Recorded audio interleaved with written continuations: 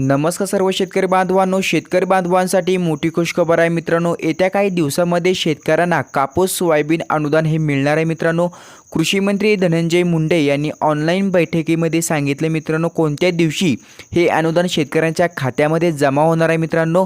त्यासाठी व्हिडिओ नक्की शेवटपर्यंत पहा। चॅनलवरती नवीन असाल तर चॅनलला सबस्क्राइब करून ठेवा।